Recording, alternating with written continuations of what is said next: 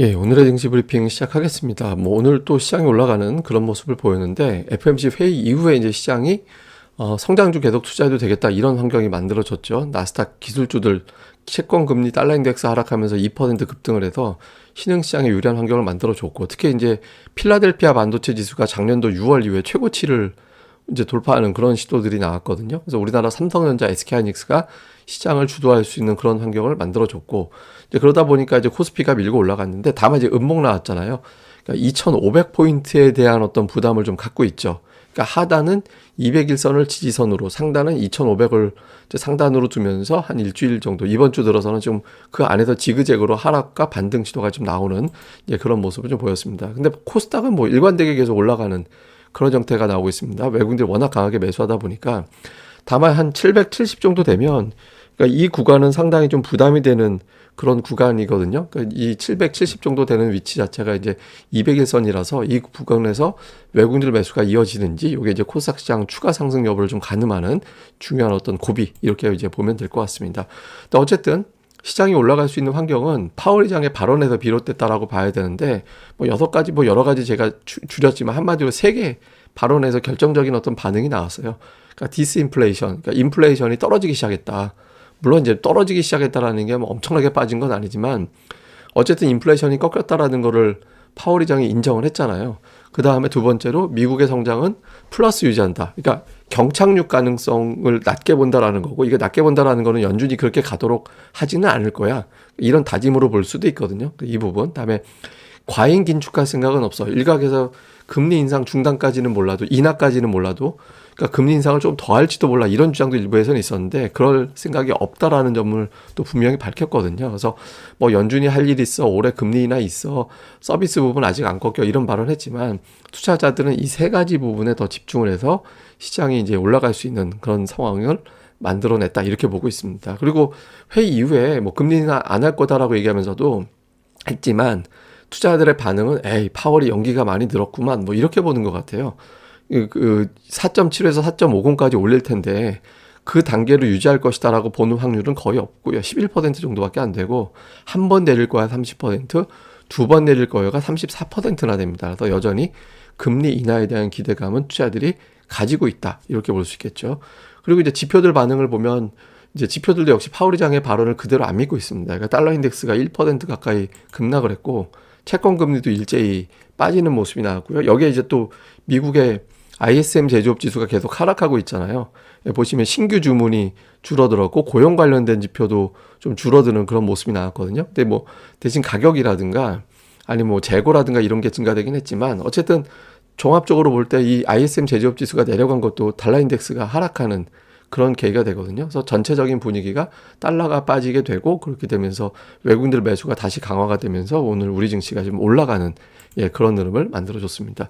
뭐 수급에서는 뭐 외국인들이 다시 강하게 움직이는, 2월은 1월 같이 매수하기는 힘들 텐데라고 봤는데, 뭐 외국인 투자들이 뭐 상당히 강하게 매수하는 그런 모습이 나오고, 특히 코스닥 매수가 이례적이에요. 지금 보시면 최근 8일 중에서 7일 매수하고 있거든요. 그러니까 코스닥 쪽에서 대형주 가지고 좀 종목 장세 만들려는 게 아닌가, 그러니까 이런 어떤 추정이 될 정도로 들어오고 있고, 또 종목들별로 보면 다시 시가총액 비중이 높은 종목들, 그러니까 빅3를 다 매수했어요.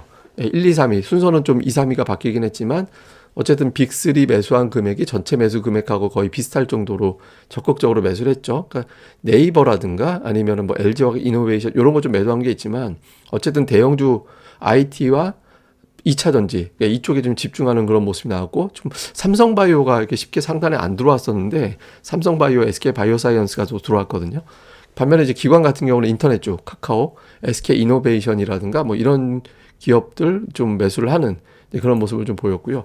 코스닥 쪽에서는 엔터라든가 미디어 쪽이 좀 매도 쪽에 많이 들어가 있고, 2차 전지가 상단에 좀 많이 포함이 돼 있고, 게임주, 그다음에 일부 바이오 관련된 종목군들, 그다음에 이제 원익 IPS 같은 이런 이제 IT 관련된 종목군들이 포함이 되어 있고, 기관도 좀 비슷합니다. 그러니까 2차 전지 쪽에 매수가 상대적으로 많고, 셀트리온 헬스케어 같은 또 이제 바이오 관련된 종목군들이 좀 들어와 있는 게 특징이거든요. 그리고 이제 뭐 동신 세미캠 계속 상단에 들어가 있죠. 그래서 좀 시가총액이 높은 큰 종목들 가지고 좀 큰 돈 굴리기 게임하고 있는 게 아닌가 싶기도 합니다. 그래서 요건 좀 주목을 해봐야 될 것 같아요.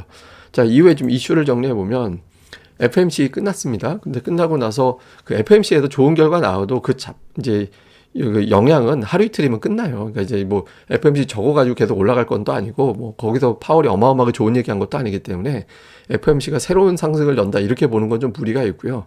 근데 어쨌든 종목 구도에서 어제는 제가 가치주, 성장주 어느 쪽일지가 관심이라고 했는데 성장주 쪽이 반응을 했잖아요. 그러니까 추가적으로 밀고 올라갈 건지 이게 우리 시장에는 중요한 변수가 되겠죠. 그 다음에 경기 침체에 대해서 파월이 어쨌든 뭐 둔화되긴 하지만 경기 침체 쪽으로 얘기하지를 않았거든요. 그래서 경기 침체의 프레임이 완전히 중단된지 지금 웰스파고, 블랙록, 모건스탠리 이런 데서 경기 침체 얘기 계속 하고 있거든요. 그래서 이 부분에 이제 목소리를 죽이는 그런 이야기가 될지. 그다음에 이제 우리 증시에서 중요한 건 삼성전자인데 삼성전자가 지금 왜 그러냐면 이게 지금 달러 차트입니다. 달러로 오늘 삼성전자는 3.7% 올랐거든요. 근데 오늘 종가가 이게 주봉입니다. 이거 주봉. 주봉이 지난주 고점하고 똑같은 자리에서 끝났어요. 예, 그러니까 200주선. 이거를 돌파하기 위해서 환율이 빠지거나 삼성전자 주가가 올라가야 되거든요. 근데 지금 2주 연속해서 같은 자리에서 고점 딱 맞고 오늘 맞고 떨어져서 음봉 나온 거잖아요. 그러니까 삼성전자가 이걸 밀고 올라가 줘야 되거든요. 그러니까 밀고 올라가 주면 이제 코스닥에 있는 비슷한 종목들이 또 활성화될 수 있기 때문에 이제 그런 움직임이 나오는지 삼성전자가 지난주에 못 돌파했던 이 자리를 이번 주에는 돌파할 거냐, 하루 남긴 했지만 그 위에서 끝날 거냐 볼 필요가 있습니다. 그리고 뭐 많은 종목이 올라가긴 했는데 뭐 2차전지, 제약, 화장품 뭐 이런 것들이 좀 상대적으로 조금 더 두드러지게 움직인 종목이라서 오늘 특징들로 좀 꼽아봤습니다.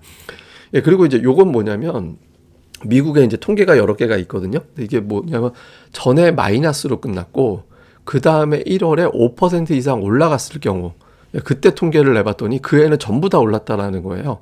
그러니까 전에 많이 빠졌는데 낙폭 상태에서 1월에 5% 이상 쭉 밀고 출발을 하면 연말까지 모두 올랐다. 100% 확률이고 평균적으로 한 30% 정도 올랐다라는 통계가 있거든요. 그래서 올해 증시가 올라가려나? 그러니까 이런 이제 분석이 좀 많죠. 근데 뭐 반대되는 의견도 있습니다. 이거 뭐 내일 보여드리거나 할 건데 그러니까 역사적으로 하락장에서 기술적인 반등, 그러니까 베어마켓 랠리가 나오기도 했었다. 이런 어떤 사례도 있어서 어마어마하게 베어마켓 랠리가 크게 나온 사례도 있었거든요. 그래서 이게 무슨 의미가 있어 이런 주장도 있는데 어쨌든 이런 통계도 있다라는 점도 한번 좀 특이한 차트라서 한번 제가 보여드렸습니다.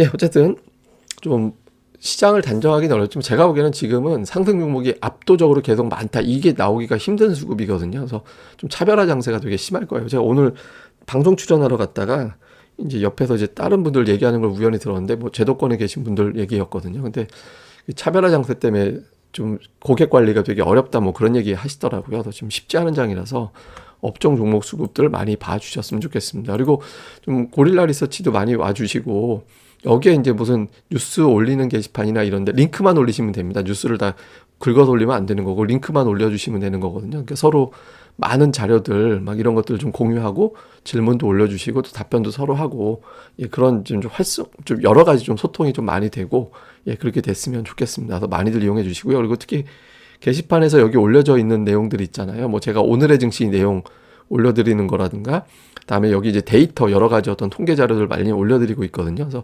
이런 것들도 좀 많이 봐주시고 또 좀 같이 공유했으면 좋겠다 싶은 것도 많이 같이 올려주시면 좋을 것 같습니다. 그리고 고릴라 리서치 2월 공지 올라와 있으니까 또 이제 많이들 관심 또 부탁드리겠습니다.